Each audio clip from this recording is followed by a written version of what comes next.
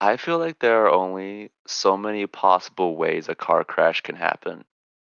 Like if you were to really think about it. And I'm not talking about like a car accident. I'm talking about a car crash, like a car hits another car. I feel like there's like car 1 hits car 2 or vice versa. And I genuinely spent like 25 minutes before going to bed thinking about this just cuz anyway, how are you guys doing today?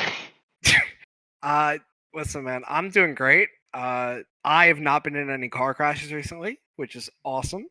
How about you, Ethan? Have you been in any car crashes recently? And has it been A hits car B or vice versa? I have not been in any car crashes, but if I was in any car crash, it would be me hits car A, hits car B, hits car C, Whoa, whoa, whoa! and hits Car car D. C. Whoa, okay. See, now you're out of the realm of car crash and you're into the world of car assault. Yeah, No, say, not in a car. That's a This would different just be story. me and my fists. This has gone from I'm just built like that. this has gone from car Oh. crash to car serial. Like, Yes. hmm I think we gotta lock you up. You I know don't what? think you should be allowed to be anywhere near any vehicle at any time because you're a threat to these people. Or a threat to these machines. yeah, we got to get you out of here. If I Honestly, see a you're Tesla on like, the road, I see red.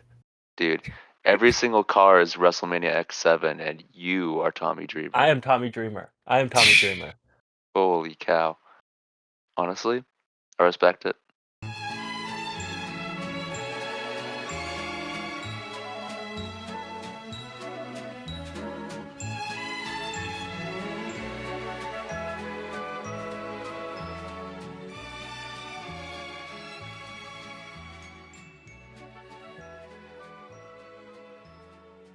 Alright, so this is the first episode of the Scramble Bunkhouse Deathcast, where Jom, Cake, and myself go through our wrestling agendas and matches we think more people should talk about. And just stuff we love. Yeah. So true, so true, so true. Or that's what it's supposed to be about, at least. In theory. In theory. And I think we will, I don't think we'll stray too far. Maybe one day we'll dive into the murky world of politics. But for now, For now, as you can see by our board, we're incredibly focused on the match itself. Yeah. As it should be. It's a pretty great match. The match in question, as you might have guessed, does include Tommy Dreamer. It does include Sad Genius. It does include CM Punk. It includes all these guys at once. Yeah. Which is probably why it's been heralded. Murakami isn't actually in this match. He's the guest referee. This is when he had brain damage. I forgot about that. This is when Otani gave him a new level of CTE never seen before. True. I forgot that he told us about that. But yeah, so he's the special guest of this match. The commentator is the cat in the corner. And the legions of damned souls up top were the crowd. And of course, there's also Kadeyano. You can see him. He's kind of in the top left corner. Oh yes, right here. Yes, exactly. What about 74 minutes? I think. Yeah, roughly, give or take. Yeah. Yeah. Mm-hmm. So I feel like I forgot. What was the stipulation on this one? This was a different style Texas Death British rounds match, right? Oh my god! In the 8-sided ring. Oh my god, we're going octagon and no. We're going octagonical. Yeah, it's so true. It went 3 rounds. Each round was whenever the ref decided that the round should end. Sadly, the second round went 57 minutes. Yeah, the other ones were kind of scrunched for time. 74-minute match. The other two didn't really have much to go for it. But I think Tommy Dreamer really showed himself. And when you compare a match like this to a much lesser match, such as the FMW Texas Street Fight, it kind of exposes a match like that. It shows all the flaws that a Texas Street Fight and FMW could have, theoretically.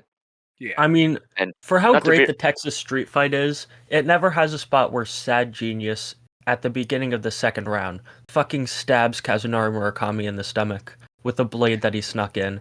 And then the second match...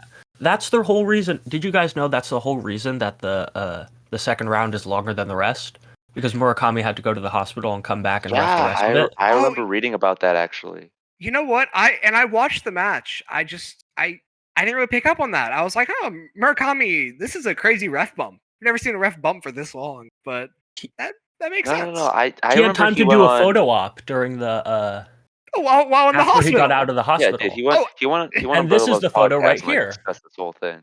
Yeah, yeah. Actually, the episode of the podcast we're discussing this match. Actually, fuck the Texas Death Match. No, we were always going to discuss this, but however, you raise a good point. I think we should discuss a worser match in the Texas Death Tag just to draw a comparison to the real good match. So that way, anybody with wrong opinions can listen to this and get the right ones.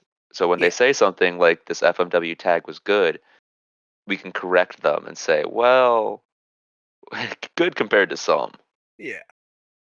So speaking of that worst match, John, do you have any opinions on the worst match?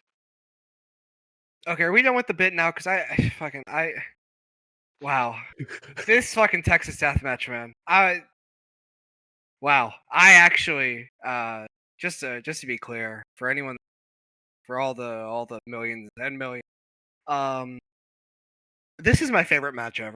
Just like flat out, like I think this is like the peak of wrestling. There is so much going on with the match. Like, there's a lot on the surface. There's a lot when you go a little bit deeper. There's a lot when you go very deep. This is just a match that pretty much has everything going for it, and any faults that you can point out, I feel like don't matter. Which is like something that's a testament to the match. It's that even because I don't think it is like 100% perfect. There are like one or two things that you could say, okay, this could have been done better, but it is so overwhelmingly good that it just does not. It's like, John, how many times have we watched this match together? We've watched it together at least 3 or 4 times. I would say 4. Like, and every single time I watch it with you, I notice at least like 2 or 3 things that I hadn't noticed before, and it jumps ever so slightly higher up on my GME list. And this might have been the jump that it needed to get to number 1. Wow. Oh shit. Okay. That's all right. huge. Because like, I cannot hold it back any longer. This is like probably the greatest, because I've been watching a lot of Mid-South lately. I love Mid-South. Hacksaw Jim Duggan is a sleeper pick for one of the greatest wrestlers of all time. And from 1983 to 1985, you're hard-pressed to find anybody in North America who's on his level besides maybe El Satanico. Yeah. And this is everything that Mid-South does at their best, but condensed. Even though those Mid-South matches, like my favorite ones, are under 10 minutes, but it's all of those things and more condensed into like 11 minutes and change if you include the opening brawl. Yeah. And it has literally every single possible story beat that would make something like this special to me. It has the Onita shielding Goto later on in the match to kind of pay back for when he used Kurisu as a human shield at the very beginning. So it's kind of, almost in a way, it's kind of like character progression for him, where instead of using somebody to hide from the chair shots, he's the one taking the brunt of them so he can protect his best friend. And I think I'm willing to expose myself here and say that my role in this podcast is more or less as the unexperienced member of it, where 2 educated men yell at me for the entire duration of it. Because although I would say that I have an above average knowledge on wrestling, I don't have like a sicko's level of knowledge of wrestling. Wow. In the sense that I couldn't really personally tell you A, anything that would build up to this match, or B, anything that would happen after this match, and maybe only a couple things about all the guys collectively in the match to begin with. But even with such a limited scope of what this match might have had coming through, or what this match might have done in the aftermath, even seeing it just in isolation, it's insane. It's actually it's absolutely nuts. There's a couple chair shots in this, because it being a Texas Death, they do not take that stipulation lightly whatsoever, and they treat it. They actually kind of one of the teams kind of, and the ones. I guess they both kind of do, but they look like somebody cursed in a church, and once they heard that's that, Kurisu and Dragonmaster. Yeah, they look Yeah. like they were attending Sunday Mass, and Onita accidentally let a curse slip, and fueled by religious rage, they just told them to meet them outside and completely ruined whatever potluck they were doing that day. Because these just look like guys who came in to fight, and they look like they came to fight to protect something that they hold dear to themselves, whatever that may be. In this hypothetical, it's God, but like in real life, they had a reason that they were here, and it was very self apparent in everything that they threw at one another. Oh, absolutely. Like just for a little bit of context for this match. Okay, hold on 1 second. John, do you want to do a full deep dive into all of these men right now? Because I know we No, can, or should we save that for a later date? I think more so than anything, it's just worth quickly mentioning these four. You know, Yes, giving a little yes, overview.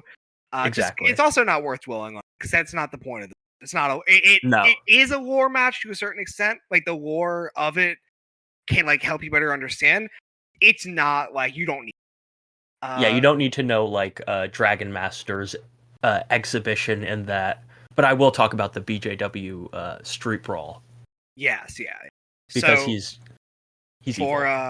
for these four guys, I guess the most important thing is that all four guys are kind of they're kind of outside the sphere of New Japan and All Japan. Of course, they're in FMW, but this match is kind of what was meant to be kind of a declaration of what FMW is, and that had kind of already happened with the Aoyagi stuff and with the Kurisu Onita barbed wire boards death match, which is like maybe the best like traditional-ish death match, because this doesn't feel like a death match. This is more of a brawl than anything.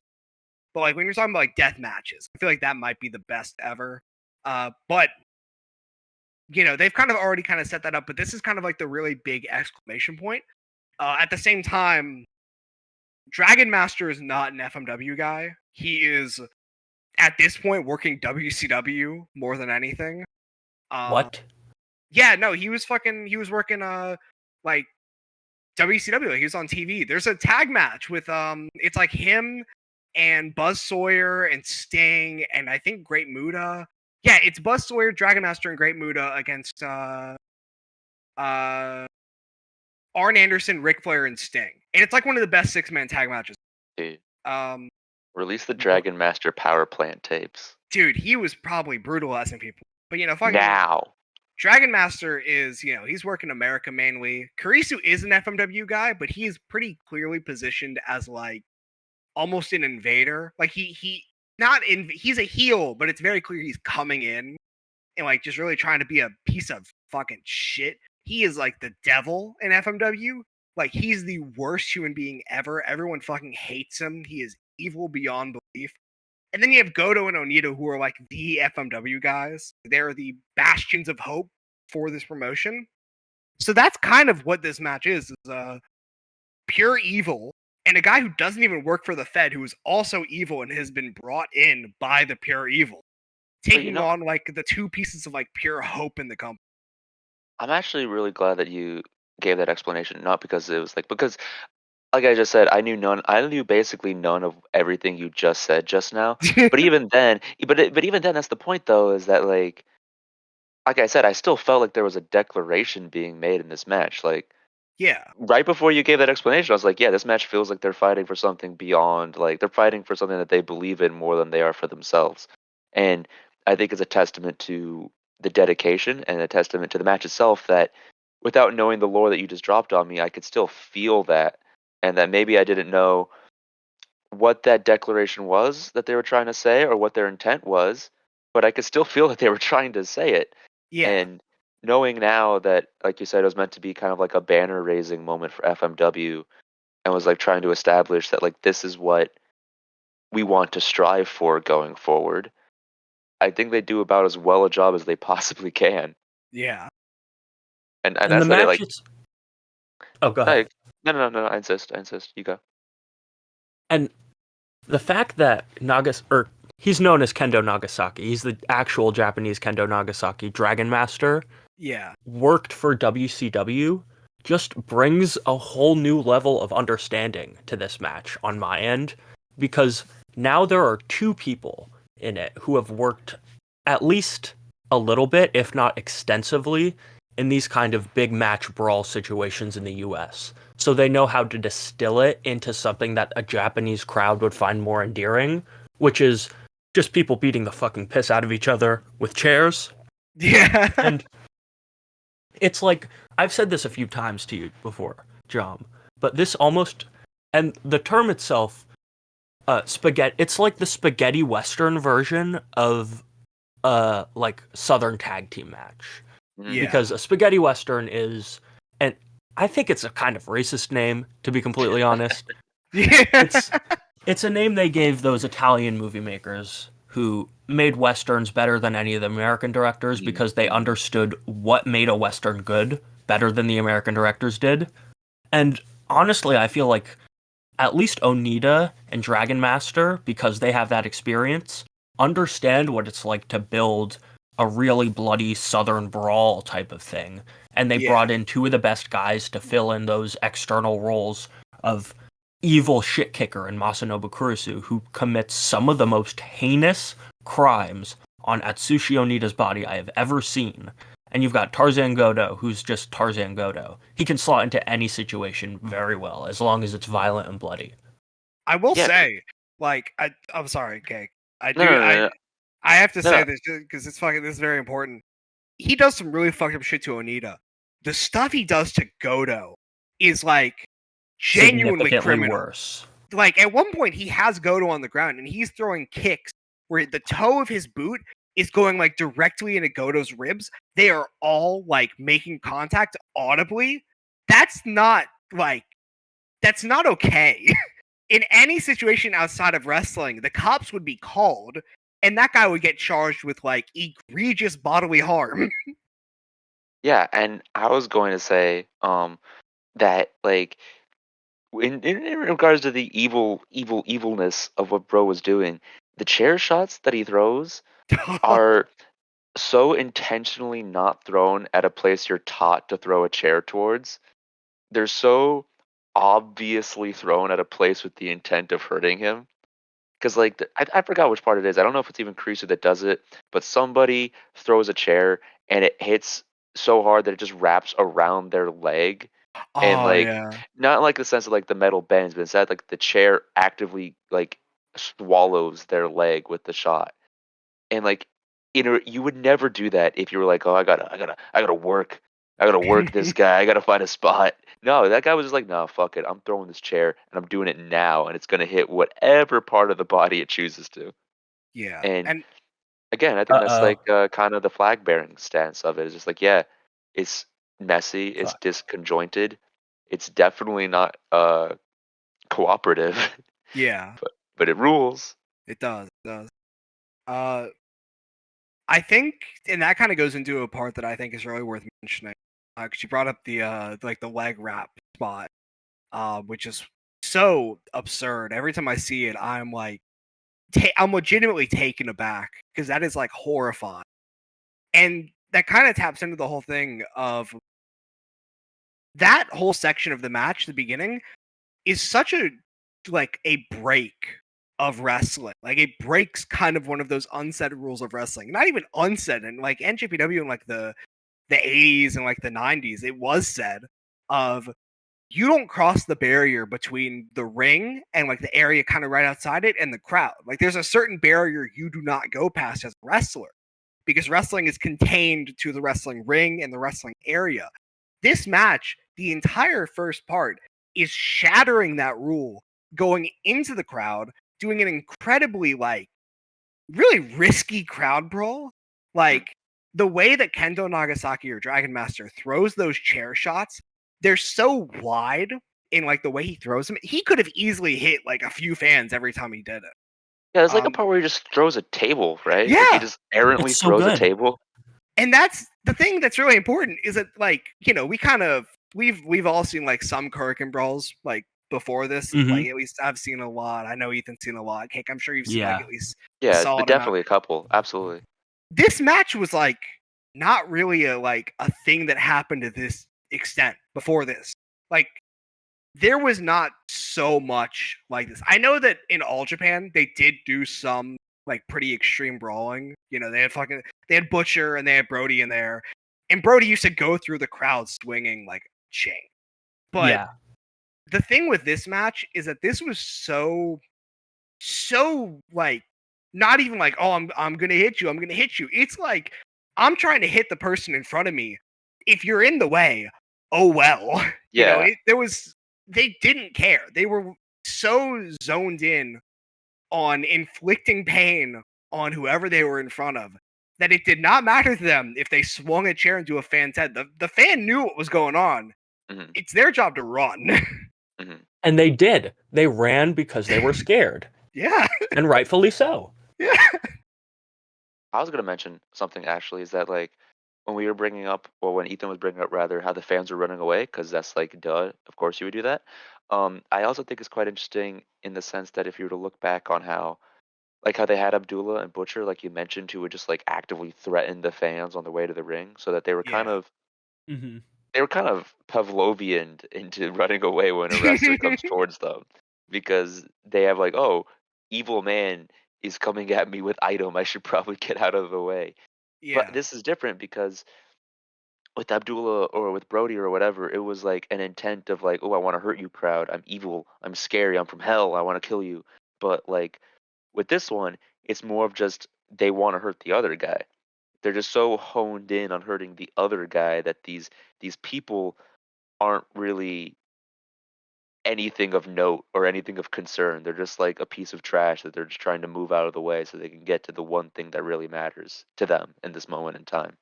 Yeah, I think that's really different. Collateral damage. Like, exactly, yeah, and it's really different compared to how how you would see a crowd typically scared of the sense of like, oh, they're in danger because this guy's threatening me because they're evil from hell and they're healed. yeah.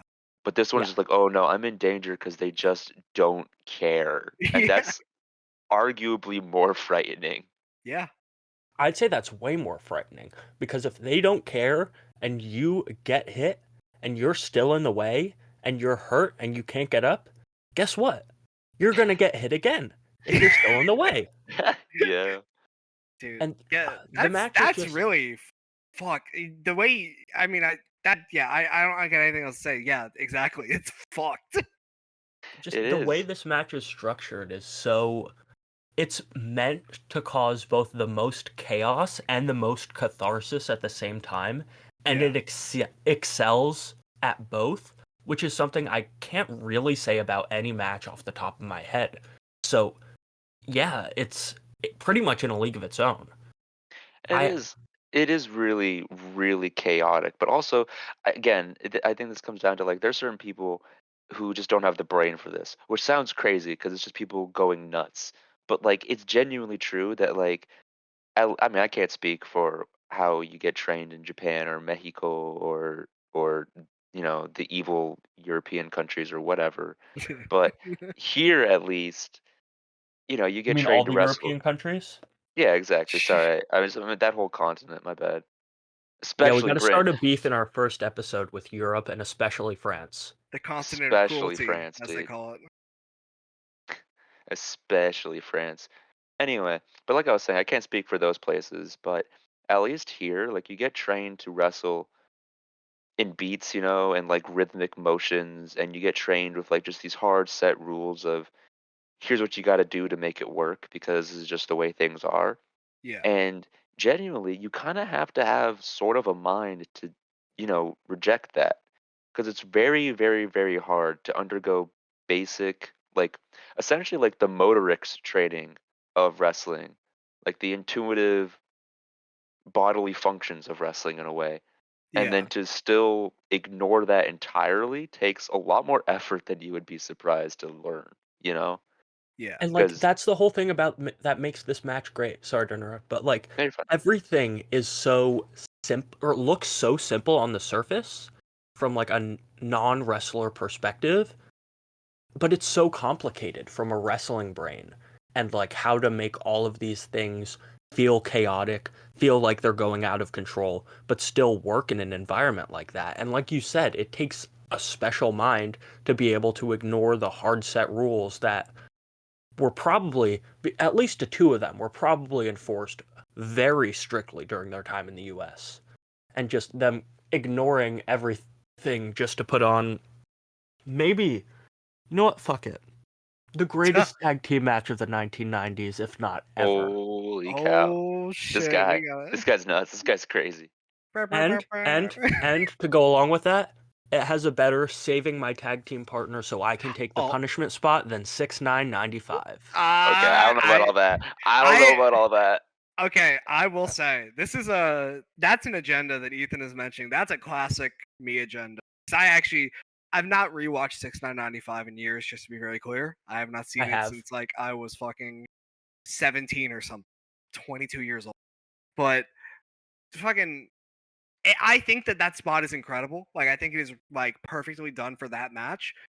There is something so horrifying about the saving your tag partner spot in this one, because it doesn't work at all. Because that's not what this match is about.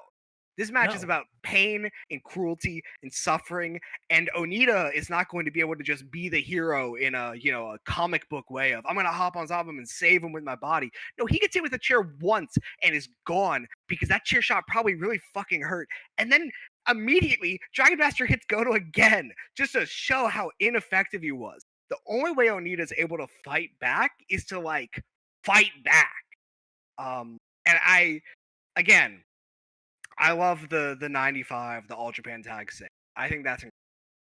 I do think this one's better.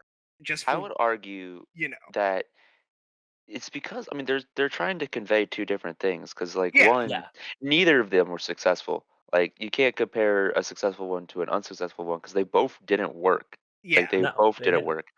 But like you said, like at least for the FMW one, it was meant to, like you said, signify that Onita has to put some effort in if he wants to really get this going. Whereas I feel 6'9", 95 was meant to just be a really, really deflating point of realization. Yeah. I feel like for that it was meant. The reason it was so dragged on, it was like so. My girlfriend is here. I will be right back. You can argue it was overdone, and I could definitely see that because Kobashi's a very overdone kind of guy sometimes. But I feel like at least with just the way the match was presented and the way that they wanted it to go, it was like meant to be just like this really obvious dawning moment that they probably weren't going to get their Onita moment there, Oh, and like yeah, the Onita, and I think the Onita moment here was meant to be more of like a, damn, this guy got owned, but maybe, perhaps, maybe. Whereas the 6'9", 95 one was like, nah, this guy's cooked. It's Jover, and you have to kind of just painfully watch as it gets more and more Jover progressively. Yeah, and I do think that is, the point that you made right at the beginning of these are two different situations. Like, that's really important to consider. And I think that's part of the reason why it's kind of hard sometimes to like fully compare matches. Like, I think when you hit a certain level of good with a match, because I think with all matches, there's like a goal kind of in mind. You go out there, you have an idea of what you want. And if you do that perfectly, theoretically, it's a perfect match. And it makes it a little hard to kind of then gauge which matches are better than the other if they both then it comes down to like, then it comes down to like personal preference, yeah, which is what really matters. That's what really matters. Yeah, that's what really matters at the end of the day. Personally speaking, like I don't, at the end of the day, I bet Will Ospreay wanted to do everything he ever wanted to do in a match, and I'm just saying, I think it comes down to personal preference in a way. But yeah, I don't know. I think they're two very different things. I don't know if I could say that this one was better than 6'9", 95, but also it's hard to say. It's really hard to say because they're so different, and they're so. One's a long mega epic, and the other is a very sporadic Coke binge, and it's hard to compare the two. But I think there's a lot more comparisons that you can make though, and that like one, the good guys win, which is pretty cool. That's also pretty helpful. That always helps. I think that's a really important note to make with the match is that it's I started out by saying, oh, there's like a bunch of deep shit going on. Really, the big thing more than anything with this match is that Kurisu and Dragonmaster are evil. They are so evil, and Onita and Goto are beloved. Like, the entire match, there's this like really early point when Goto has been getting owned the entire time. Like Dragonmaster had him in the bleachers, like dumped him onto like his back straight onto an armrest. It's horrifying. He's like punching him in the head. He's elbowing him in the jaw. He gets in the ring. They both get in the ring. Goto starts throwing chops, and he starts like making some ground. And the crowd is going, Goto, Goto. They're all doing it. A packed Crooked Hall screaming for Goto. It is like deafening, and it's so good. And they do that for Onita. They do that for Goto. They don't do that for Dragonmaster or Kurisu, like if memory serves correctly. It is only for those two because Onita and Goto are the faces. They're the good guys. And beyond the violence, this is just a really perfectly done face heel match. Like a very clear division of who is good and who is bad. And when the good guys make comebacks, you can feel it in the air. Like just the way the crowd responds to it. And I think that that's big with this match. Actually, you know what? Hold on. You know what? I'm good. Okay. Think about it more, stewing on it some more. I actually think this does have the better saving partner spot because as we just discussed, personal opinion is the GOAT opinion, and that's what matters most of all. And if we're really thinking about it, 6995 was trying to make it very depressing that Masawa was getting owned. I personally think Kawada's better though, and seeing him beat him finally was really cool. So it kind of didn't work in the way that they wanted to. Whereas for this match, I really wanted to see Onita win, and he did. So it worked better because personally, Masawa is garbage compared to Kawada, and I'm glad he won. So you know what? This is the better one. This is the better one. This is the better one. Yeah, I will say because you mentioned Onita and like wanting to see him win. This match is like, and there are other matches for sure. I think the Funk like exploding barbed wire match is the match when it comes to this. This match though, really like I see it and I'm like, okay, I fully understand why Onita became like this cultural figure in Japan of like a fucking movie star type guy. Yeah. People loved him because he is so incredibly sympathetic in like everything the way he sells is beautiful. Like he just throws himself, and he is incredible at communicating agony. When Kurisu takes off his boot and just starts smashing his boot into Onita's head, and Onita looks like he is going through hell. Like on his face, he is going through the worst pain he has ever gone through his entire life. That is like beautiful.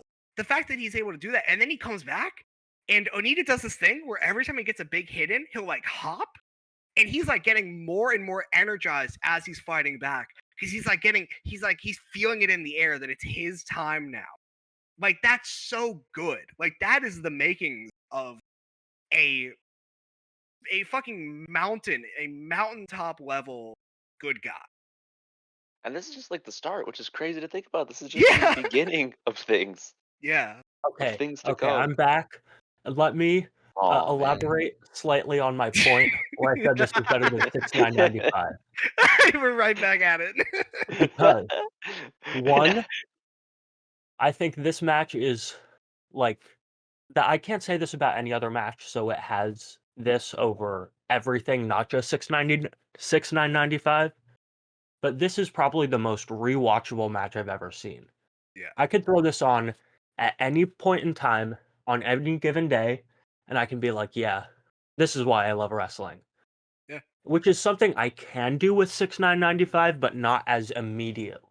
Yeah, because it's 45 minutes. Yeah. Exactly. I can't put on this 45-minute match whenever I want. How poetic. Really? Also, when I go back and rewatch it, it's like it's still a top like 20 to 30 match of all time in my books. But it doesn't have the not only just like the innate appeal of being able to watch something over and over again, and not just for rewatchability, but because you pick up so many things on rewatch. And for most matches, when I watch it over again, even if I loved it the first time, I'll usually be a lot cooler on it when I watch it again, which is what happened to me with 6995. Every time I watch this match, it gets better. Yeah, I can see that for sure. It's also an important thing to note but real quickly, Yeah. is like, yeah, this match is under 11 minutes, which is just food for thought. Yeah. Like the way that it is able to communicate such a, the way I talk about this match annoys me because the way people talk about other matches in the same way, like kind of bad vibes sometimes.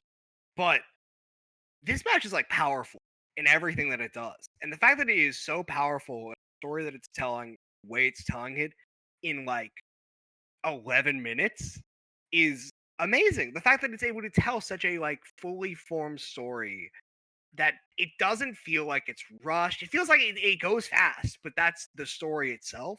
Yeah, that's the point.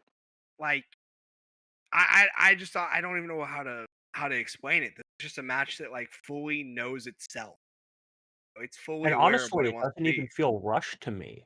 It No. feels more like in line with something like a Tenryu match where you feel like everybody's going so hard that you can't imagine it going any longer than it actually does because these guys are in immense physical pain at all given times. Yeah. I do think that it's really like really just insane that this match I was gonna say something. You're holding your tongue. You're thinking better of it. I just to get to the replayability point, I think that this match, of course, part of the replayability is that it's short, 10 minutes long. You can just kind of throw this on and watch it whenever. But I think that there really is something special about this type of match specifically, with the type of energy it has that keeps it so replayable. Like That's what I'm it, saying. it goes. It doesn't slow down. It is every single plot point in the match, every single point of like development hits when it needs to hit. And because of that, it doesn't feel like it gets old. It feels like whatever's going on in the match is going on. And to use a point of reference from one of my most rewatchable matches, like one of my favorite matches ever, which is Yeah. Jay and Mark from like 2005, Oh is Oh, god. that's that another one on my list yeah? for like. Oh yeah, it's always on my list too. I can tell you that much. But like there's an essence about it in the sense that like in your brain right now. And I use this to describe another match in an episode that didn't happen before. But there's like this in your brain. There's this concept of this match right now, and you have these ideas of what happened in this match, and you're like, man, that was sick, that was so crazy. And like depending on like how good your imagination is, you could probably like picture that one spot in your brain right now, and you're like, yeah, that rules. But then Yeah. you go and watch it, and it just hits so much harder. And not like oh, this hits hard like mental thing, but like no, they hit each other physically harder than you were imagining, actually. Because in your brain, I don't know, there's just like this mental blockade of like, well, surely no human being would just let that happen. So, Yeah. but then you watch it, it's like, no, yeah, they did, and it's so sick. Yeah. And I think that I that's very cool. I really there's not much else for me to say about the match besides just it is legitimately like it is almost for sure the best piece of the best match that Dragonmaster ever did. It's probably Kurisu's best performance ever. Like if you want to say the Jado match is the best performance ever, one, you're a criminal. But two, I get it to a certain extent. And I think that Kurisu also had other matches, like the match with Onita, he's amazing in. In like Mhm. all of his matches, he's amazing. I think this is probably Kurisu's best work ever. And honestly, outside of the Aoyagi matches, this is also probably Onita's best work ever. The only person who I don't think does their peak work in this match is Goto, and that's just because the Tarzan He's Goto, Tarzan Goto. the Tarzan Goto 5 years from this match is an entirely different wrestler. And Exactly. I like that Goto more than this one, even though the one in this match is like incredible. But that's just to say that like three other guys, this is their best work ever, maybe. And Goto, the only reason it's not his best work is because he becomes a completely different wrestler at some point, and that guy is like maybe my favorite wrestler ever. Hmm. Okay, I had one question for you, John. You said Yeah. you had a couple of like small. You could find a couple of small flaws in this. What are those? Okay. There's really only two that I can think of off the top of my head. One is that one spot near the end, which I love the spot of the Onita does the thunder fire and then he goes for the pin and then he stops it so he can let Goto do the splash. I think that spot's really awesome. I think the way it was executed could have been maybe done a little bit better. Because every time I watch it, I'll forget about that spot and then I'll see it. I'm like, oh, why did Onita let go of the pin? And I think also Dragonmaster just kind of stands there for a second and watches. And this is a thing that like I've noticed with some lucha tags too, which is why I mentioned whenever I was talking about like it's so overwhelmingly good it doesn't. Because that's like a very minute criticism that goes away when you put it as a whole because it just doesn't matter. The only other thing I can think of is there's a point when Goto and Dragonmaster are in the ring together. And it slows down a little bit because they just don't do anything for like a few seconds. They just kind of sit there. But that's my only two criticisms are like 3 seconds in total and they mean nothing. And that might have not even been a problem if it wasn't that we can only see Goto and Dragonmaster in the moment. Because Kurisu and Onita are in the crowd brawling again. So if we could have seen them at that moment, that would have never even been a thing that I would have thought of. And honestly, I can completely explain away those two faults as CTE fueled haze. Yeah, these guys are like dead men walking at that point. They're experiencing the fog of war in real time. It's legitimately like it is the most minute criticism possible that don't matter because the match is still so incredibly good. And I think that kind of speaks to the fact that I don't think any match is perfect. I legitimately don't think any match. There's at least one moment that you can say could have been done a little bit better in every match ever. And there's probably more than one moment. The fact that there's only 2 in this match is fucking crazy. Because humans are not able to get that perfect about anything ever. You know? I think it's also that I think you just have to kind of stumble into perfection. Yeah. I don't think you can never plan something perfectly ever. Yeah. Or you could probably just kind of wind up having it happen. Like this match adequately shows. Yeah, exactly. Okay, adequately is not the right word. Like this match, this match properly shows. Yeah, it's it's rough. It is, it's not a clean match in any way. It's not a technically perfect match, I guess you would say. But that's because it's not what it is. It is a perfect match because it is everything that it is. Even with the flaws, that's what makes it perfect because they're still able to do everything. Yeah, I genuinely don't really have the words to describe how much I love this match. Besides the fact that I've said this before in the group chat, but I have to say it again at the end, is that it makes me feel the same way the guitar solo in Freebird does. Yeah, honestly, so true, dude. To put it more succinctly, actually, no, I take it back. I was gonna make a bad comparison, so I take it back. Oh, well, I want to hear the comparison.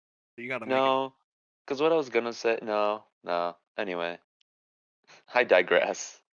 I guess we'll never know. Good match, right? Great match, guys. Yeah, good match, good fellas. match, good match. Good match, fellas. Good match, good match. Woo! It's like the it's the Citizen Kane of wrestling. That's okay, crazy. all right. I don't know. Okay. No. I'm heading up to Jersey City. I'm beating the fuck out of dog. You're dying today. Yeah, that's just. It's the To Pimp of Butterfly of wrestling. No, crazy. Shut up! Stop talking. Dude, shut up. Computer of wrestling. I'm stomping your ass out. You're dying. I had to make the worst comparisons possible to make Cake explain his comparison, so it wouldn't sound as bad in comparison. I don't think I will though. Yeah, see that didn't work. You just sound like a fool.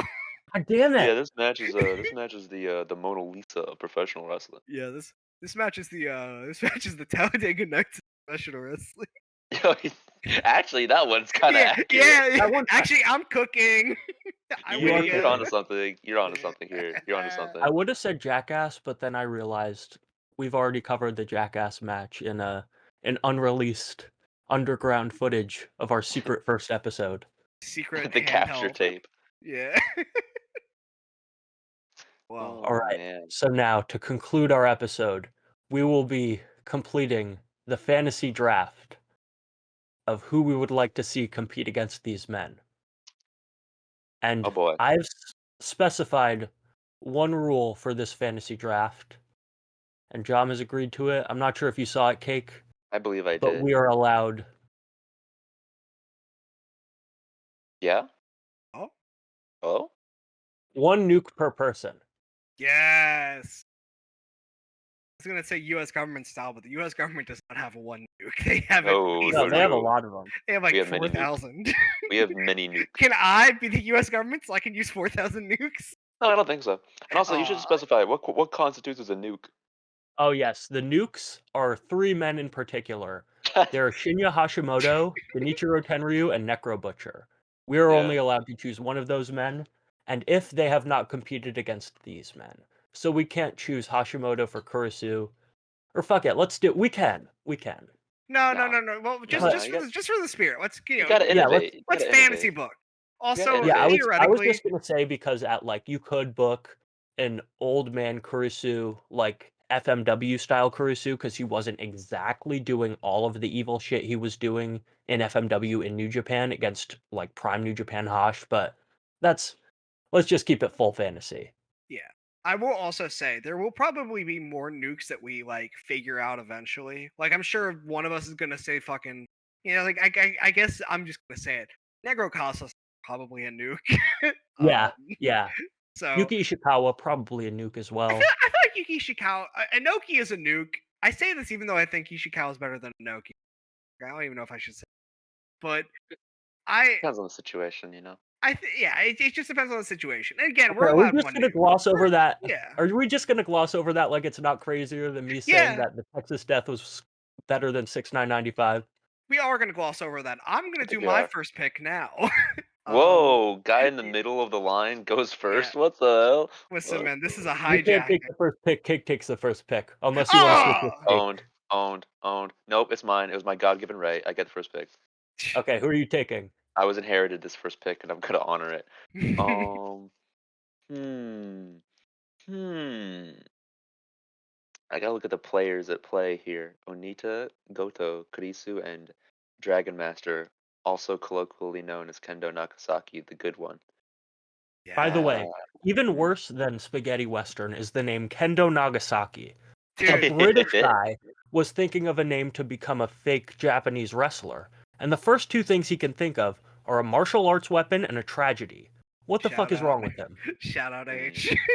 Hmm. Wow. Yeah. I I think it's even funnier that that Kazuo Sakurada, fucking Dragmaster, was like, this would be a good name for me. I think want this to would be be as a good evil as name. possible, so I'll remind people of the worst day they've ever had. Yeah. Whoa. That's crazy.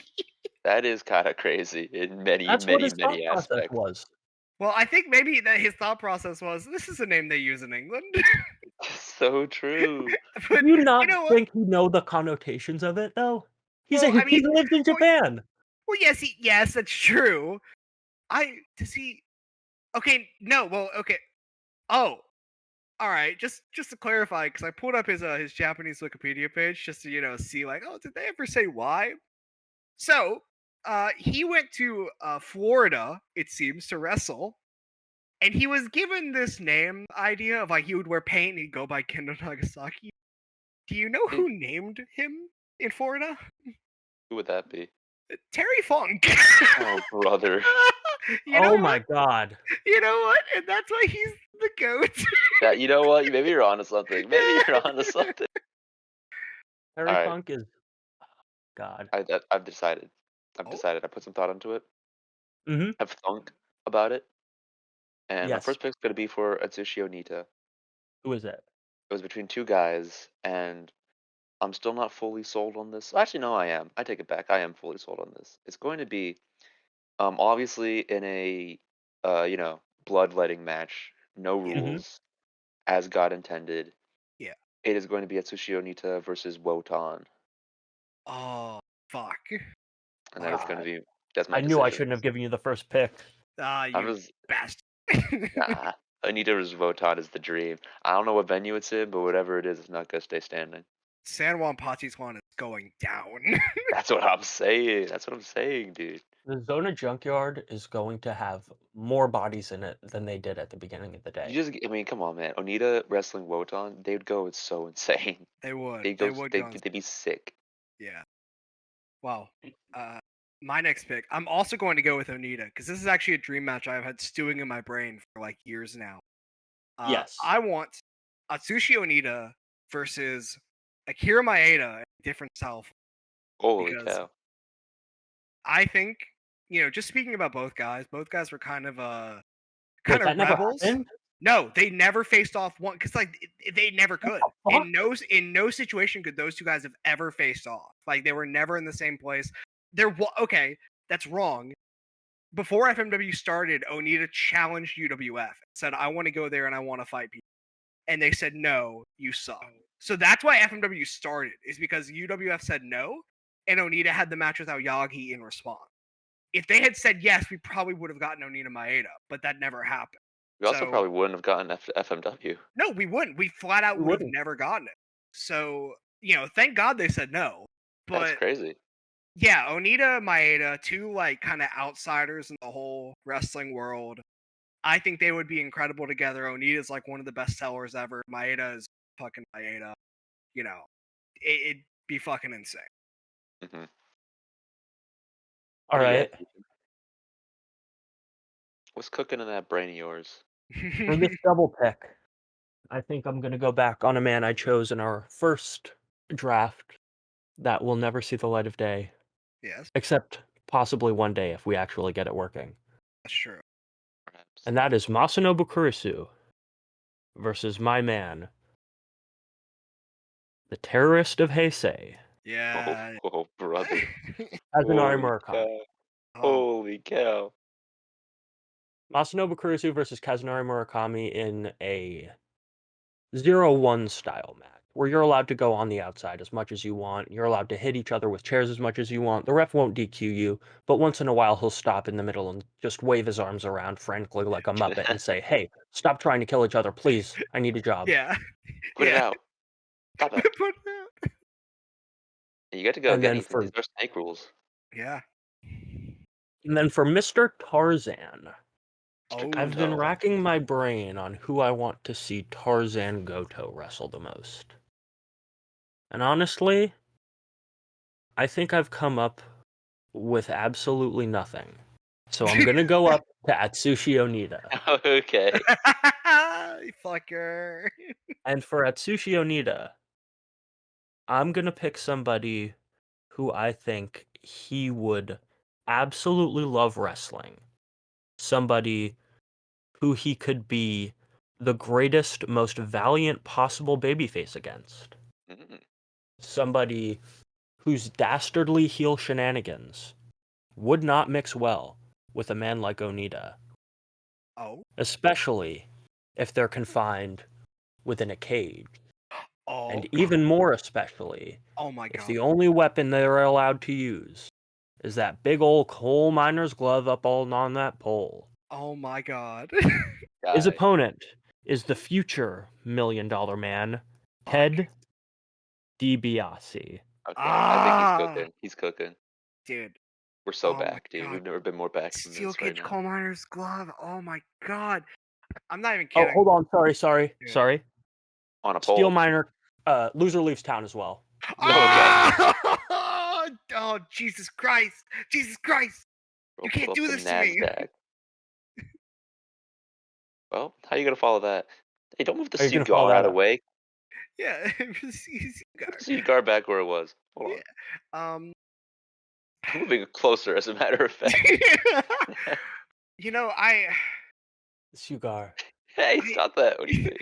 I don't really know what to do in this situation because you have just, we say you can only, nuke and shit. In a way, that was a nuke. It's not like, oh, we're putting it on the record. But that is a nuclear bomb of a pick and a stipulation combination. It is. He's just cooking. And I think that I have to respond in kind. So, oh no, Tarzan Goto, specifically late 90s Tarzan Goto. So we're talking schlubby, Chainsaw Massacre, psychopath Tarzan Goto. Yes, exact. Well, he was always. But I want That that highlighter Goto. Tarzan Goto. Yeah, exactly. Fat highlighter. Fat highlighter Goto. And I want him to face a man who embodies not only the spirit of good, spirit of justice, but the spirit of not caring what happens to your body as long as people are entertained. So true. A man that has only ever had one match and yet is the greatest of all time. I want to see Fat Highlighter Goto versus Johnny Knoxville. Oh no. Okay. We're so back. We've never been more I back. had it. I thought I had it. Good job. Well, you know what they what a call world. me. They call me Okay, Johnny you said Knoxville. you had to fight back with the stipulation match. What stipulation is going on this? Oh my god, you're right. I did say that. Give me a second. I gotta think. You know what? You know what? I'm gonna do Texas Death. Texas Death match. Fat Highlighter Goto versus Johnny Knoxville. Texas Death. The only way Johnny Knoxville can win is to not only pin Tarzan Goto, but to make him stay down for 10 seconds. And how can he do that? I think it will probably involve some sort of mousetrap, maybe. But Tarzan Goto, Johnny Knoxville, good versus evil. You know, not much else needs to be said. Tarzan Goto's gonna do the Joker thing where he gets a fucking gun and pretends to shoot Johnny Knoxville, but there's a bang thing. Yeah. It would legitimately be like half like bits, like just Looney Tune spots, and then half like Goto actually making Johnny Knoxville hate that he ever signed up to do a wrestling match. So the best match ever is what you're saying. Yeah, exactly. That is crazy. Oh man. Okay. How do you respond, Cakington? I will tell you exactly how I respond, Jonathan, with the following move. Okay. It's gonna start with Dragonmaster. Okay, it's gonna start with Dragonmaster, specifically, BJW Street Brawl era Kendo Nagasaki. That generation of him. Yeah. And there are two options floating in my brain, and I thought that I was solidified on the one that I was going to do, but now I have decided that in a handicap match, it is going to be Street Fighter Kendo Nagasaki against all of Special K. Oh no. Holy shit. So my god. So that's my next decision. Dude. So can you for our viewers, can you clarify who is in Special K in this Yeah, well, it's gonna have Slim J, most definitely. Yeah. Dixie, Hydro, for sure. Oh man, who else is it gonna be? I mean, it's gonna be all of them. It's gonna be every single one of them. It's gonna be Slim J, Dixie, Hydro. Isn't one called Angel Dust? I think. Yes, Angel Dust. Mm-hmm. Of course, Cheech and Cloudy. Yep, Cheech and Cloudy. I mean, just all of them collectively. They're all gonna be here. They're all gonna be here, ready to wrestle. Okay, question, because I just remembered. Does this include Abyss? Because Abyss was part of Special K. This does not include Abyss. Oh, you're really just leaving him out to die, huh? Yeah, this does not include Abyss. I'm sorry. Oh. But this is like peak, like when they beat the Backstreet Boys. This is that era of Special K. Oh shit! I see. And for my next pick, I was gonna save the Special K decision for last, but I had to come back off after these two bombs were thrown at me. Yeah. So I had to rebuttal in a very rapid succession. Now for Tarzan Goto, this is a toughie. I've been trying to like rack my brain on who I would want in such a situation, and I figured I wanted another big man. I wanted Tarzan Goto against another large individual, but I didn't want it to just be, just any large individual. I wanted somebody who was familiar with the extreme scene, if you will, someone who could, stand their own. I guess, if you would say. The person I thought it was as a joke, it still could be. Still as a Oh joke. shit! No. I'm being serious here. And initially, I was gonna say Mike Awesome, but they wrestled one single time apparently, according to Cage Match.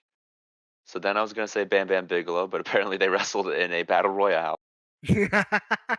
So I am left with no other decision but to have Tarzan Goto in a ECW rules match, home territory, take on Taz. Oh shit! Battle of the weird guys in singlets. That's what Did you I'm call him saying. the big man? Taz is like 5'9". Spiritually, he is spiritually 7'3". When you spiritually. called him large and an extreme icon, I thought you were going Big Show. I was actually, well, John, what's your next pick? What's your next Wow. decision?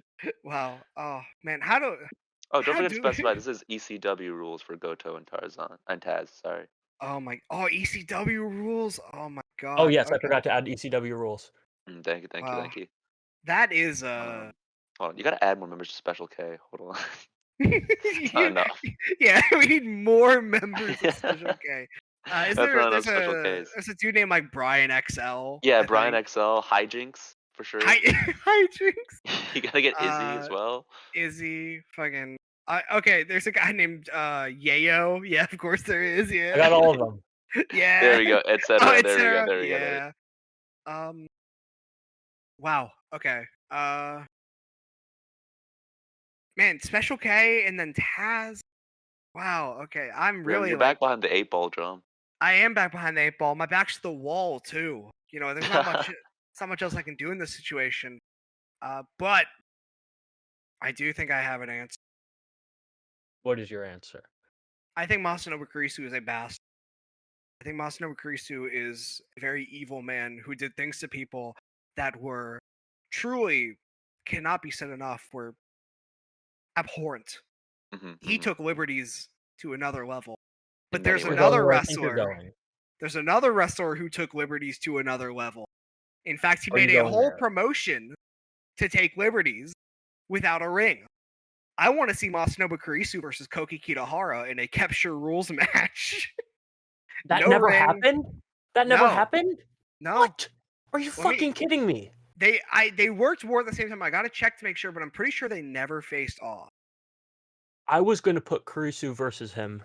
But okay. In my brain, I thought the only time they ever faced off, quote unquote, was a battle royal. They teamed together 2 times in war, though, but they have never, besides the battle royal, which they probably didn't even interact much. That's it. So, oh no, I can say they didn't interact because I'm pretty sure this is the Ashurahara final battle royal. It is, and I have seen this. There are no interactions between Kurisu and Kitahara in that match, if I remember. So, Kurisu versus Kitahara, this is in capture, so around like 90, 99 probably. So no ring. There's like barely any padding, if any padding on the floor. So it's just concrete. Metal guardrails that divide them from the fans. And that's it. Man. It is the arena of pain. And they are inflicting pain upon one another, never seen before. Okay, if this is like a show, do you imagine this as they take down the entire ring and set up the capture ring, or do they do a field trip where they all the fans go to the capture ring and then they go back for the rest of the show? See, in my head, be the main event, so they wouldn't have to go anywhere after this. Well, see, yeah, in my head though, the deal with this would be it'd be like on a war show. And they would put all the fans into like war school buses and take them to the capture pit. And Kurisu and Kitahara are already there, but they're like chained up and they have to be unchained. Exactly, it's a field trip. Field trip to the death arena. Yeah, Let's go. That's my pick. That's a brilliant pick. Now I must come back.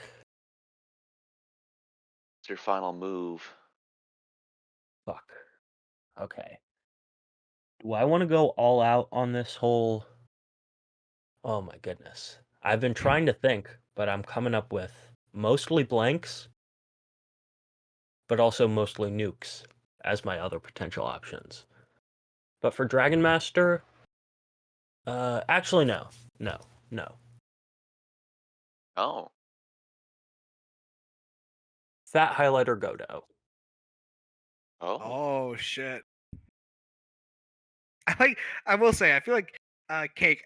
When you say when it was Goto versus Taz, was that also Fat Highlighter Goto, or was that like Texas Death Goto? That was Yellow Singlet There Tarzan you go. Goto. It's Okay, all so Fat Highlighter. we're cooking. here we go. The clear peak of Tarzan Yeah, Goto. like listen, I think Tarzan Goto around time of Texas Death is an incredible wrestler. But when Goto puts on the yellow and he starts getting real greasy and he starts stabbing people with broken bottles, like that is the best wrestler ever. It's Yeah, not even a question. honestly, just true. Honestly, just He true. is. He is. And that's why. Oh, did I just lose my train of thought of who I was going to put him against? No, I didn't. No, I Owned. did not. Owned. So, Fat Highlighter Goto. He's an evil wrestler. A particularly evil wrestler. A man who has a passion for breaking chairs over people's faces, hitting them very hard, and not giving an inch. I have decided on another man who does not give an inch, who hits very hard, but one who aged far less gracefully than Tarzan Goat. Mm. And I'm not just talking Oh. about his untimely passing. I'm talking Oh. about the fact that when he was 26, he looked 56. We're talking Oh. about the man, the myth, the man, the myth.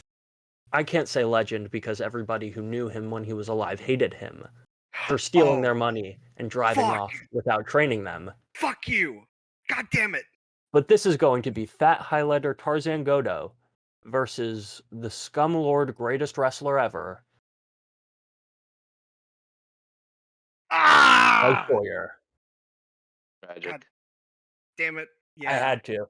It was either Goto versus Sawyer or Goto versus Hacksaw, and I didn't want to go full Hacksaw versus DiBiase on here. Yeah. But Great pick. Great pick. Fuck. Damn it. Now, Also, all you and got left is now Dragon Master. Oh my all God. that's left is Dragonmaster. And you see, he calls himself the Master of the Dragon. Holy crap, he's choosing Daniel Garcia. I would. He calls himself the Master of the Dragons. He's actually choosing Daniel You Garcia. call yourself the natural. And I am going to pit him against a man who, while he does not have any coordination or correlation with dragons, he could probably beat one in a fight. Whoa. This man is approximately 6 feet and 5 inches of pure punching, kicking, and especially kneeing brutality, who I would like to see Dragonmaster try and overcome, as they're both men who do their best work when they're beating the shit out of somebody. And I want to see the sparks that would fly between Dragonmaster and Big Boss himself, Oh shit. Yoshihiro Takayama. That's crazy. Yeah. Oh The my Dragon God. Master, his bald head would snap back every 20 seconds after a punch from Takayama. I just want to see what his body would look like after a Takayama knee. Dude, I mean, listen. Dragon Master had a shoot fight in Shudo, like Sayama's fucking MMA fed. We have it on tape. You can find out by watching that match. It goes less than a minute, and they take Kendo Nagasaki away in an ambulance. So Oh, hell yeah! if Hell you yeah. want to know, it's out there. God damn. I think my show would have to be the sequel to Cake Show, and like how what's his name? I completely forgot. You're talking about Exit. How Ultraman Robin lost a 10-minute Iron Man match 0-10. Yeah, it was Robin. Robin won a match in Fighting Ultimate Crazy Kings, Oh no, 10 he won, to 0. And then a few years later, he wrestled Fujiwara, who tortured him for like the entire match. And in my mind, that was penance. Yeah, this is the Yoshihiro Takayama match is going to be penance for him destroying Special K. Yeah. Holy cow! Wow, that's special right there. That is special. Special K. Yoshihiro Takayama. Imagine And I special, say special that K. specific. I say that specifically because I want to see the interactions between Special K and Takayama backstage. Okay, like they bribe him with I a shit ton of drugs to get him to beat up Dragonmaster, and instead of like getting the drugs and selling them, he takes every single one right before the match. Okay, that's what I was trying to say, but I was like laughing to myself because I thought it was so funny. Imagine Yoshihiro Takayama in Special K, like that'd be crazy. As a team, as the new Alex Shelley and fuck Kevin Nash. Yeah. Oh That's- man, John. What's your Back against the cake wall. chopper? Nobody believes in you. touch? How will you respond? Nobody believes in At you. least one person believes in me. But you know, I am against the wall again. Dragonmaster Takayama is crazy. Fat Highlighter Goto versus Buzz Sawyer is crazy. And fucking Cake, I know Cake has probably got something doing with that Kurisu match that is scary. But I think I do have an answer. So before I say the wrestler, I do want to say, you know, Dragonmaster. But it's also important to know Dragonmaster was the founder of Big Japan. He eventually left because he didn't agree with the direction it was going, which I agree with. But when he was around, they like to do some really strange stipulation matches. A lot of matches involving animals, which, in hindsight, maybe not great. Oh boy. Are you gonna suggest a fucking monkey execution match? No. Brother. No. Thanom Saktoba is not in this match. It's okay. Oh, thank God. But besides the animal matches, there are also a lot of very strange gimmick matches. It's kind of a lot of strange shit. I want to book Dragonmaster Kendo Nagasaki in an Antarctic death match, which means that there are big things of dry ice around the ring to slam your opponent on. And of course, this is early BJW. They do not know how to gimmick dry ice, so it is just shoot dry ice. Dog, what is gimmicked dry ice? Well, just ice with a fog machine? Well, yes, but they don't have that, so of course it is real dry ice. And would that not be cheaper? Well, no. Fuck you. It's real dry ice, Crimea River, Kendo Nagasaki, Antarctic death match. His opponent, you know, you could say Kendo Nagasaki in the late 90s, even if people don't really consider him this, he was a legend of deathmatch wrestling. He was one of the first guys to really do these outlandish gimmicks, to do something. There is another man in the world, kind of around this time, a little bit like just barely misses, but around the time, was really becoming that man. I want Kendo Nagasaki to be in an Antarctic death match against John Zandig. Oh God. Wow. I want John Zandig to do the mother effing bomb to Kendo Nagasaki on top of a giant like mountain of dry ice. I don't think you realize how badly that would hurt. You want this man to get third-degree burns all across the rest of his body? For the love of the game. Oh my goodness. Listen, Dragonmaster one time put himself into a big thing of scorpions, and they were real scorpions. So, fucking Antarctic deathmatch, dry ice, John Zandig. Yeah. Oh my goodness. Actual legalized murder on the John Produce. But brother, you look at that card, and I ask you, are any of these matches not that? No, I'm just saying they're all legalized murder. Name of the show is John Produce Legalized Murder. It is. Now, I need to innovate here. You do. And I'm gonna set a boundary right here and now. I think we're also caught up with singles that we have completely forgotten the notion of the tag. We've forgotten the concept of the tag team match. I think it is fair that so long as their opponent is somebody they've never wrestled, I think it's fair if we team them with somebody who they have wrestled with before, if that makes sense. I'd agree with that. Yeah, that's fair. And I think in this sense, I would like Masanobu Kurisu to team with Masanobu Fuchi. Oh. And I want them to wrestle the 2011 to 2013 Young Bucks. And I want that to be my final match on the card. Holy shit. Oh my God. Cake? Yeah. I think you just took a trip inside of my brain for a second to make that match. Because I have made the image of it. It's like that shout out women got to be one of my favorite genders. Yeah. But it's shout out balding old guys named Masanobu. That's got to be one of my favorite genders. Yeah. And you put Yeah, them in the man. same match against Yeah. the most the team I would like to get the shit kicked out of the most. Dude. Yeah. Specifically in their peak era where they knew how to do Yeah. that. When they were like, not only did I want to beat the shit, like they were like, you wanted to beat the shit out of them for the right reasons. Exactly. All right. I'm very proud of these cards and the fact that we didn't use any of the official or unofficial nukes that I just thought of during the recording. Yeah. Speaking of nukes, should we create a list of nuclear warheads? I mean, I feel like it's kind of, we'll figure it out as we go. Yeah, I It's mean, like, they're the more obvious the ones, more a yeah. guy gets used, the more it's like, okay, we should probably not use this guy. Yeah, like I don't Very know if this true. was in the thoughts of anyone's head, but I did consider Terry Funk at one point. I'm like, no, that's unfair. Funk is the biggest nuke I was thinking of. I was like, Outside maybe of Tenryu. Tenryu was like the biggest nuke maybe out of all of them, but like I think at one point I was like Kurisu versus Terry Funk, and then I'm like, no, I can't do it. Like I gotta get more creative than I can't stipulation bring matches and myself. shit. But I can't bring myself to bring Terry Funk.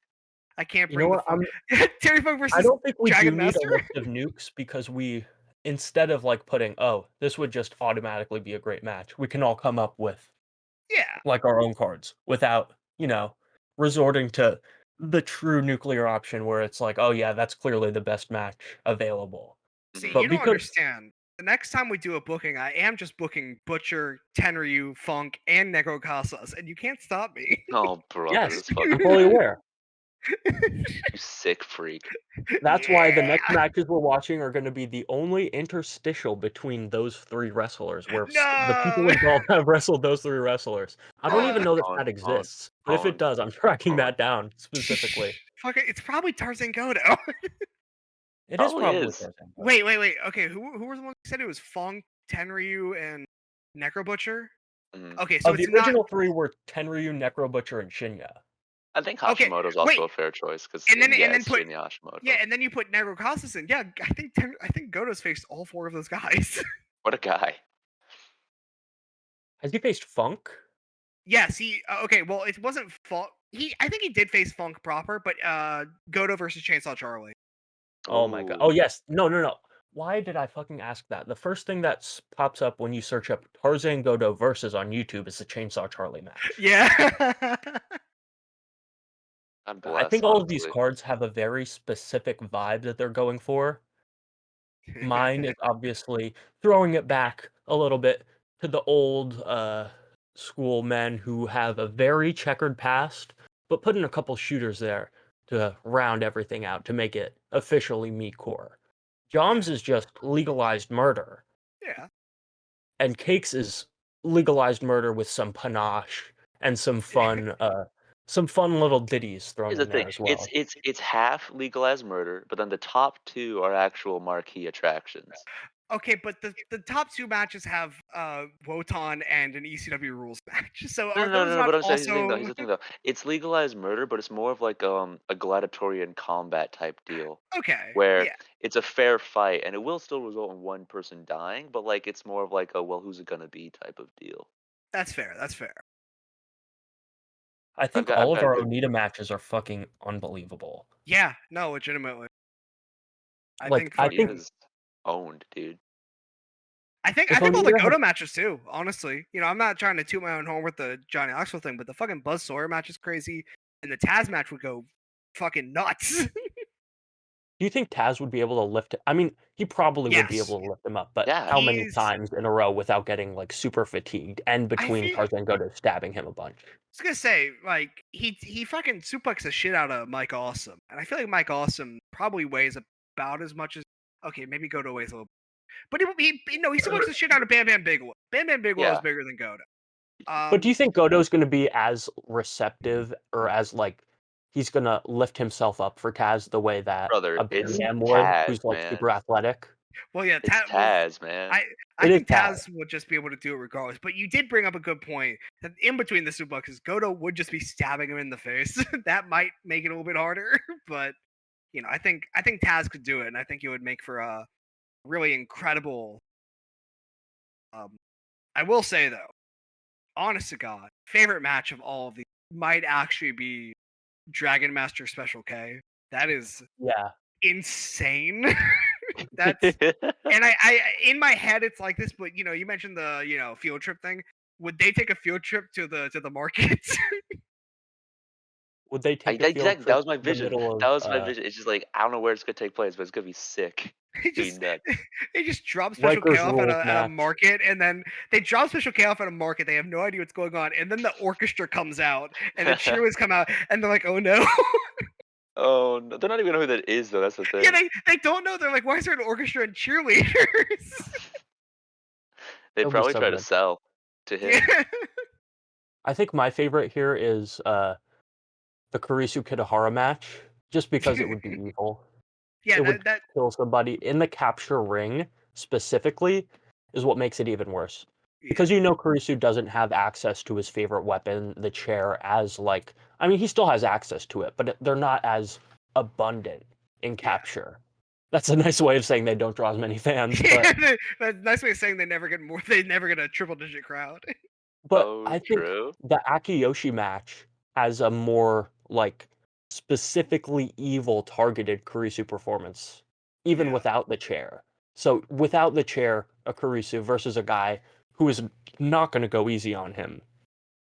Because this is specifically this is 98, 99 Kitahara, which we have very little of that because he mainly worked in capture, and guess what? We don't have much footage of capture. But the clips we have seen from fucking Samurai TV news broadcasts are egregious. He just beats people up. No, it's not oh he's beating someone up he's working. No, it's shoot beating people up. So I'm so mad at myself. Imagine if I should have switched DiBiase and Buzz Sawyer. I don't know, man. Onita versus DiBiase feels better to me. Okay, I think Onita. Okay, yeah, I was gonna say DiBiase specifically. If you had done switch out DiBiase for Duggan and then switch Buzz Sawyer and Duggan around, I would maybe agree. But I think DiBiase Onita in the super gimmick Mid South style is a sleeper best match of this whole thing. That'd be fucking incredible. I think as a prequel to Onita DiBiase, there'd have to be a Sawyer match somewhere in there to prove that Onita's got that. He's got that fire. He's got that dog. He's got the ability to go rough and ready. Probably a tag match of Onita Duggan versus Sawyer DiBiase. What do you think of guys that got that fire and they got that dog and they're ready to go? In the same vein, John, what was it like seeing Cameron Quahog? Oh yes, we should have opened with this. Well, it's been a little bit of time, but I've had the time to ruminate. In fact, I've had 7 days to ruminate because I believe the show was starting. We are talking right now. Exactly 7 days ago, I was watching Cameron Quahog because his match was the opener of the show, and it started around this time. Mm-hmm. So, with 7 days to ruminate, I would like to say that I think Cameron Quahog has untapped potential to a scary degree. He started the match with a Tenryu Goo punch, and it was crazy. Holy cow. And then he did the bird is the word dance after, and that was crazy. And I think because of his positioning of where he is in the Tennessee wrestling scene, I think it will be hard for him to get his name out, sadly. But I think that slowly but surely his name will spread. And in about 5 years, we will be seeing Cameron Quahog in Receiver. I'll say it here first. Will we be seeing Cameron Quahog versus Cruel anytime soon? Oh man. Wow. That's a tough question because I don't know if Cruel's ready for Cameron Quahog. I don't think anybody's ready for Cameron Quahog. No, not at all. There's a couple future Mount Rushmores of the next independent wave, and Quahog's on there. I would say so. Someone who's witnessed him in person, has witnessed him after the show just drinking Dr. Pepper, walking around.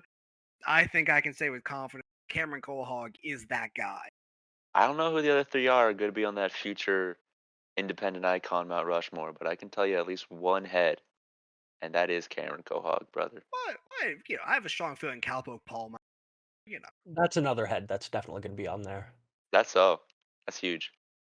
Also, John, you said about 7 days ago, right now, you were watching Cameron Cohog wrestle. I believe so. Approximately 7 days ago, at this very moment, Cake and I were watching a match between Alec Price, everybody's favorite wrestler, and Jonathan Gresham. Oh, yeah, that's the match that I was going to bring up from that night, too. Definitely, that was the one for sure. Speaking of Mount Rushmores of the indie scene, Alec Price, what'd you guys think of him? We went to the GCW JCW show for the Astronauts match, and the Astronauts match I thought was fantastic in person.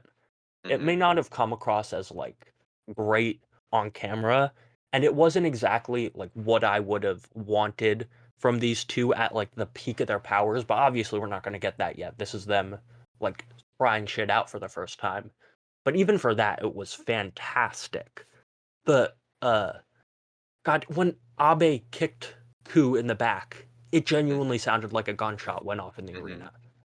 It was. And did you feel like the reverberations off of those kicks? I can't say I felt a reverberation, but I just heard it, you know? Like, I just instinctively flinched because loud sound was going crazy next to me. It was, yeah, I mean, I watched it back live, and they definitely mic'd it up horribly. Like, half the strikes still sound like murder, but the ring is just mic'd up so poorly that you cannot tell just how bad or just how painful it actually was. Yeah. But I still think it looked good on camera. Being there live was a wonderful, wonderful experience because I was just like, I felt like I was in an insane asylum from how hard I was laughing, just due to like the absurdity of what was going on in front of my face. And I imagine when I go to like the Dean show, that's gonna be the same thing. I'm just gonna like have laugh lines permanently etched into my face forever. But instead of one match, it's gonna be the whole card. I know, it's nuts.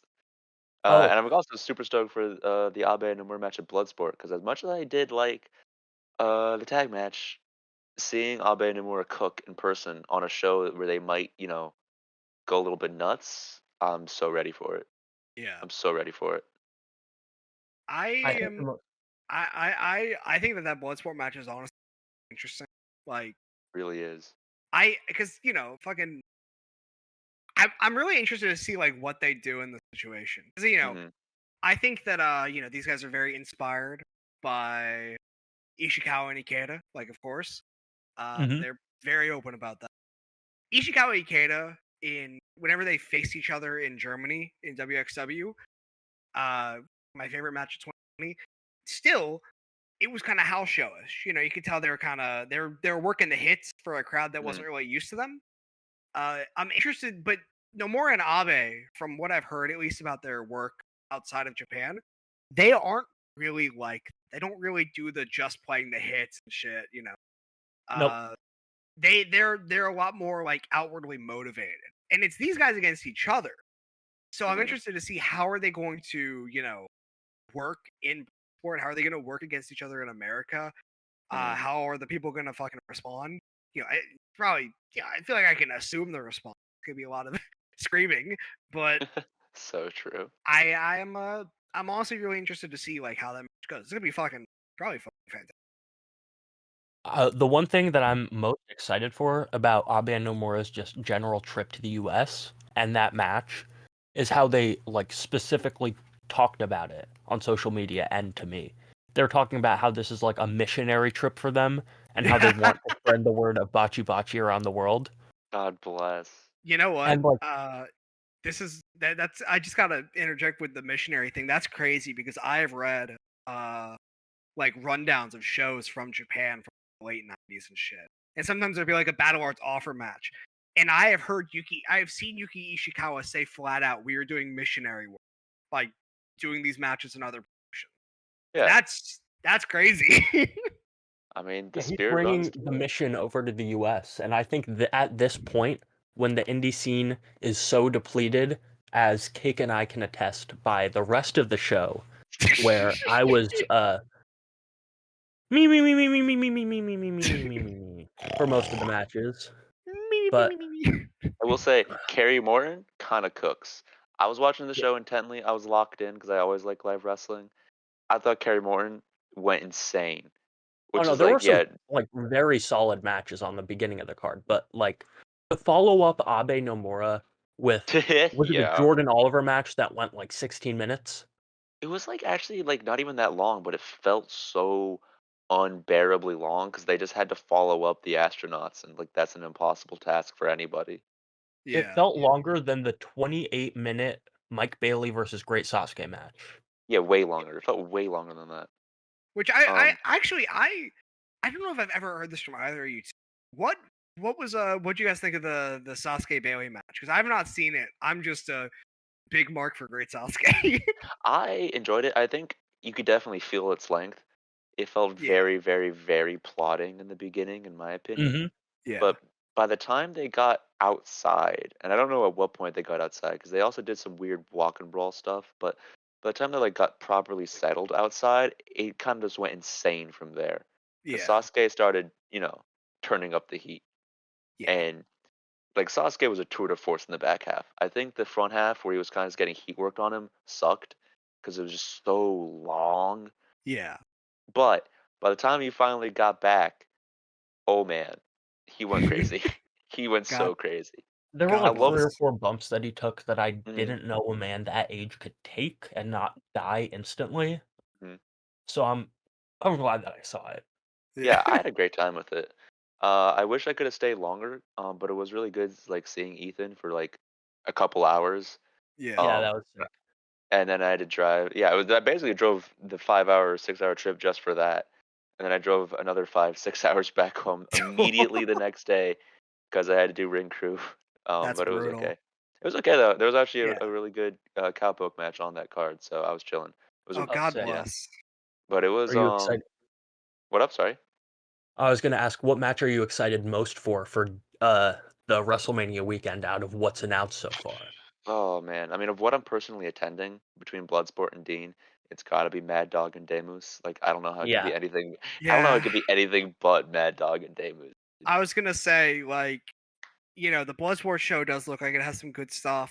I have not really seen what's going on outside of that, but Mad Dog Damus is like could be like It's fucked up freak match of the year. it's Like otherworldly. it's insane. Genuinely. It's fucking dog collar like crazy. And it's in the H2O room, which I don't know if you've ever seen like an H2O show. Yeah, That yeah. room, Yeah. that room sucks, dude. It does. I, It looks so gross. I was in that room once for a Paul London seminar, and even Paul London's just radiant joy couldn't take away from how god ugly that room is. It's perfect for this type of match, dude. Yeah. And Wow. like I remember I had like a really bad day at work one time, and I was like annoyed, I was mad or whatever, and just like instinctually in my brain, I just went, man, they're really doing Mad Dog versus Davis, and my day just got better automatically. And it was like a knee jerk reaction. Man, this day sucks, but they are doing Mad Dog versus Davis, and then I just got better, and I was like, yeah, you know what, life's worth living. That's fucking awesome. I'm secretly very excited for whatever they've got Gringo Loco up to, because Oh. if it's what I've heard from around the grapevine, then it's going to be something very, very fun. And I'm like, even though Uh, I'm not the biggest fan of GCW nowadays, did I they don't think anybody is. before you go on this tangent, did they officially announce Gringo Loco yet, or are you just lying through your teeth? Oh no, they have. Oh, okay, cool. I thought they Oh, didn't. God bless. I was about to Oh, say. because I thought they only announced not him, but good. Okay, cool. Never mind. Never mind. As you continue. Hold on, let me make sure. Yeah. I'm going on Gringo. K-Touch right now to find the Action Yep. Twitter account. Yep. Oh, Action Dean talent announcement January 29th, 2024. Okay. yes. Phew. Okay. Phew. Anyway, yeah, I'm also excited to see what he does. Hold Because on. like Hold the phone. Action Wrestling says that their next up performer of the year is Mr. Sexy. Okay, maybe I'm not going to Dean. Maybe I'm No, not going to Dean actually, anymore. that actually sounds crazy. I think you should go even harder if that makes sense. Mr. Sexy next But up. That's Okay, crazy. but also, Please Come Back Award 2023 goes to Alec Price. Okay, maybe actually never. I think maybe I do. Okay, I have maybe a action good wrestling is award. just. I don't think I can go. Okay, to well, I don't want to sour this business relationship between Well. myself and an unknown party I'm who just may gonna or may not poop be around. I'm just Yuki pooping around. Ishikawa Holy and shit. Daisuke Ikeda and the ghost of Antonio Inoki all in one. Excuse me. Oh, they got the Rev with Tank. Okay, I was hold just on. about to say that because They got the I now want to Rev. see what's Tank gonna be doing on the show. He's got the Rev with him. Like, Yep. Dude. you know, whatever Tank does, I feel like, you know, we said like, oh, sick fuck match of the year with Damu's Mad No, Dog. it's whatever Tank does. Well, okay, it depends. I think whoever Tank wrestles, it's gonna be a sick fuck match of the year contender. But depending on who he gets, it could be better than Mad Dog Damus because Tank is, of course, fucking Tank. No, I Tank is think if Tank. it's like because it's gonna be not necessarily most fucked up match of the year in match of the year, but most fucked up in the most fucked up if You they know get what? the right Yeah. person. Yeah, that's fair. Fucking Because put him like even if against- it's not a better match than Mad Dog versus Damus, it's probably gonna be a more uncomfortable watch. Oh yeah. Oh yeah. Yeah. God bless. Wow. I'm gonna be terrified he's gonna have a heart attack the whole time he's in the ring. That's crazy, dude. How could you say that about the legend from Chattanooga? So true. Have you Like, seen come the on, legend from Chattanooga wrestle today? I have, yes, yeah. He's still fucking phenomenal, but he looks like he could keel over at any given moment if he's hit with the right move. Oh my god, it's only clicking with me now. Tank is like a Tennessee local. I could probably go watch a Tank match like whenever I want to. Let me see. You could have watched so many different Tank matches throughout the years. Well, yeah, your whole life. I wasn't that close to Tank for my whole life. I fucking. Gosh, You're man. close Come to on, Tank. real. I guess I am, relatively speaking. You're close personal friends with Tank? Yeah, My Tank good Abbott. buddy Tank. Tank Abbott. I'm gonna ask Tank Abbott what it was like to try and stab a guy on WCW TV. Please do. Please do. What if we fantasy booked Dean, but with all the wrestlers announced, but we replaced all the people who they could potentially be wrestling with dead wrestlers? Well. Gringo Loco versus El Santo. You know what? I think that's all we need. That's it. That's Daniel the whole Makabe card. versus Shinya Hashimoto. No, that's the whole card. It's That's just the one whole match. card. That's just one match. They're gonna go the distance. It's just gonna be him waiting the whole time. God He's not bless. gonna show up. Okay, so to get back to car crashes real quickly. Okay, I was just kidding. You can end the podcast right there. Thank you so much for watching our first episode. Hopefully it only gets less structured and worse from here.